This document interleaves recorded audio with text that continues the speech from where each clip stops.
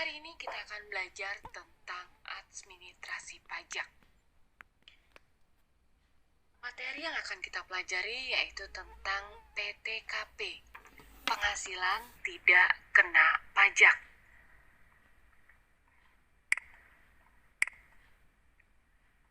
Ya, pada materi sebelumnya kita sudah belajar tentang apa sih yang dimaksud dengan PPh pasal 21, kemudian subjek dan objek PPh pasal 21.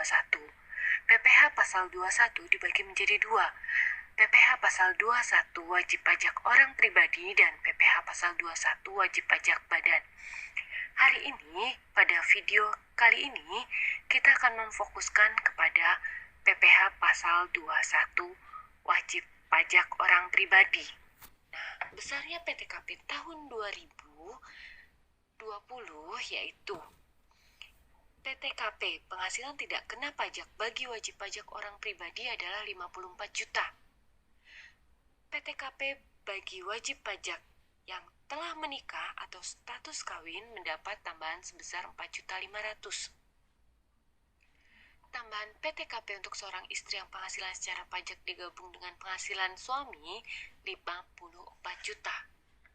Sedangkan tambahan PTKP untuk tanggungan dengan besaran setiap anggota keluarga sedarah dan keluarga semenda yang berada di garis keturunan lurus serta anak angkat sebesar 4.500.000.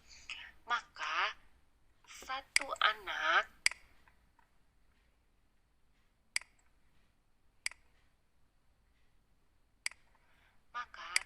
satu anak itu adalah dia sebesar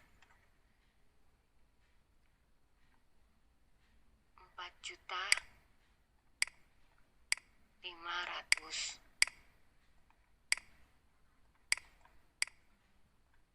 Ini untuk satu anak. Nah, dalam besarnya pajak, tanggungannya adalah maksimal 3 orang. 3 orang pada setiap wajib pajak. Nah, apabila wajib pajak memiliki 4 anak, maka akan dihitung 3, karena maksimal 3. Di mana yang dimaksud dengan keluarga saudara adalah orang tua kandung, saudara kandung, dan anak. Dan yang dimaksud keluarga semenda adalah mertua, anak tiri, serta ipar. Selanjutnya, besarnya PTKP tahun 2020, yaitu untuk tahun 2020. Jika tidak menikah, dia 54 juta. Menikah, dia ada tanggungannya. Silakan dipelajari.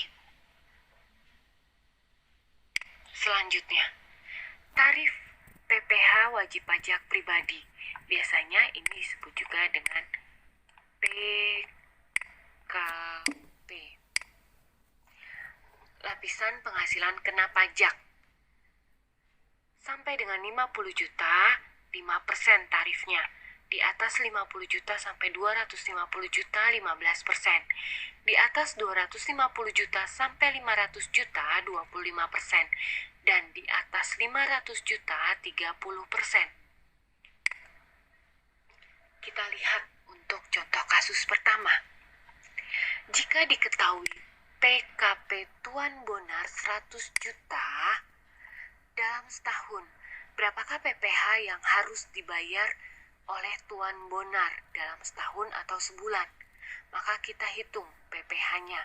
Jumlah PKP-nya kan tadi diketahui 100 juta. Maka 5% ini didapat dari mana? Kita lihat tarifnya.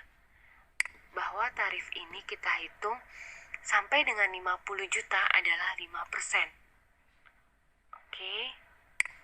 Maka 5% dikali 50 juta, 2.500.000. Nah, selanjutnya, kita punya PKP 100 juta. Kita sudah bayar 50 juta. Maka kurang berapa? Kurang 50 juta. 50 juta dikali berapa? Dikali 15%. 15% didapat dari tarif yang kedua, yaitu 15%. Selanjutnya kita hitung, maka jumlahnya adalah 7 juta. Total PPh terutang dalam setahun adalah 2.500.000 ditambah 7 juta. Hasilnya 9.500.000. Ini yang dibayarkan oleh Tuan Bonar dalam setahun. Sedangkan yang dibayarkan dalam per bulannya adalah 9.500.000 didapat dari sini dibagi 12.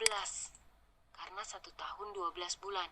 Hasilnya 791.666,67. Kita bulatkan. Ya, ini untuk contoh kasus soal pertama. Selanjutnya, contoh kasus soal kedua. Jika diketahui PKP, penghasilan kena pajak Tuan Adi berjumlah 70 juta dalam setahun, berapakah PPh terutang Tuan Adi? Maka kita hitung. Jumlah PKP Tuan Adi kan 70 juta. Maka kita hitung tarifnya. Ini harus hafal tarifnya. Yaitu berapa tarifnya?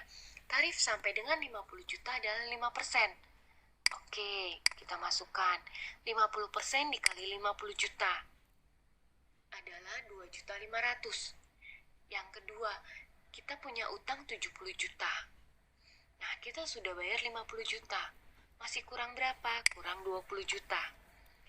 Jumlah ini harus sama dengan jumlah PKP. 50 juta tambah 20 juta harus sama. Kan 70 juta jumlahnya. Maka harus sama dengan jumlah PKP. Maka 15% dikali 20 juta adalah 3 juta. Total PPh terutang setahun adalah dijumlah saja 2.500.000 ditambah 3 juta. Hasilnya 5.500.000. Selanjutnya, soal ketiga. Jika diketahui PKP Tuan Aldo berjumlah 10 juta dalam setahun, berapakah PPh terutang Tuan Aldo? Kita hitung. Ini Tuan Aldo ya. Jumlah PKP-nya 10 juta. Maka tarif PKP adalah tadi sampai dengan 50 juta adalah 5%. Maka mudah ini. 5% dikali. Udah jumlah PKP-nya 10 juta. Maka 500.000. Jumlah PPh terutang Tuan Aldo sebesar 500.000. Sampai di sini, ini adalah perhitungan untuk PKP. Semoga teman-teman memahaminya ya. Selanjutnya, kita soal keempat. Soal keempat kita sudah masuk ke perhitungan PPh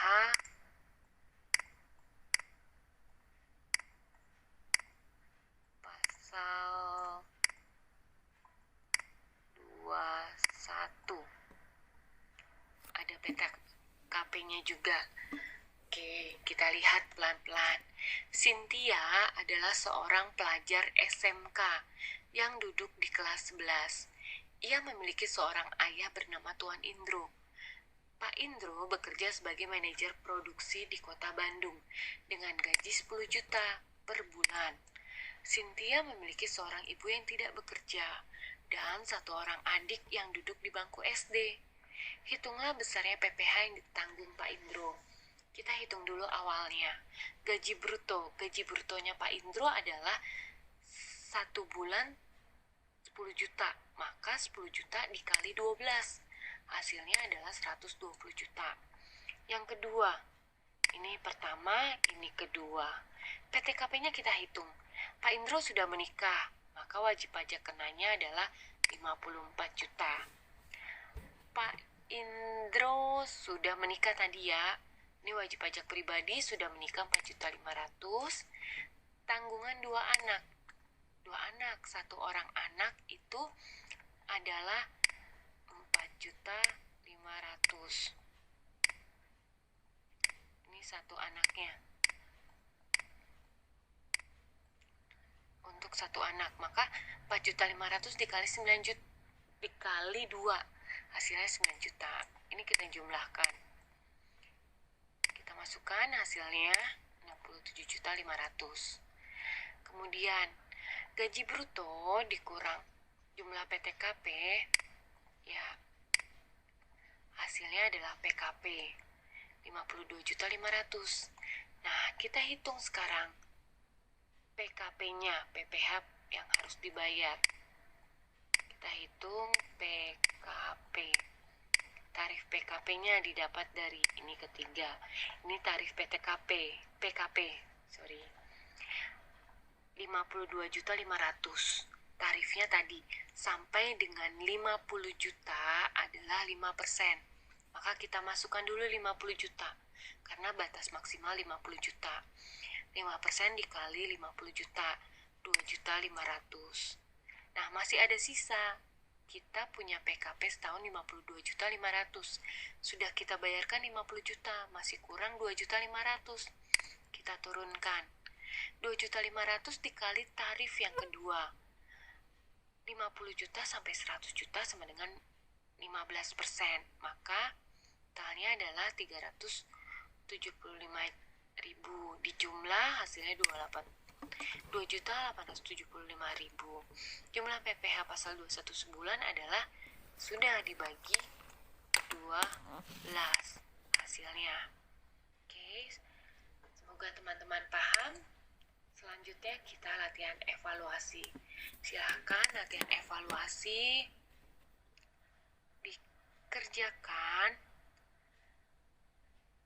dapat dikerjakan di buku tulis, kemudian dikirimkan kepada saya.